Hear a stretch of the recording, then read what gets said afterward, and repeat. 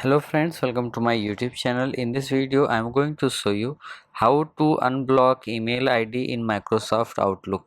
So if you want to unblock email ID in Microsoft Outlook, this video will show you how to do it. So first, if you are using your browser, Microsoft Outlook in browser, you have to log in your account. If you are using it in app, now you have to open your app, and now the procedure is same. So now here you will see setting option. Here at the top, just click on this setting option, and now here you will see four options: general, email, calendar and people. Now you have to just click on email. Okay, now here you will see junk email.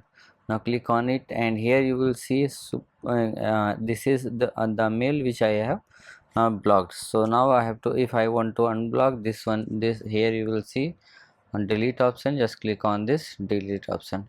Okay, and now here you have to just click on save. Now I have successfully unblocked this email or this sender. So if you like this video, please like my video and also subscribe my channel for more videos like this. Thanks for watching.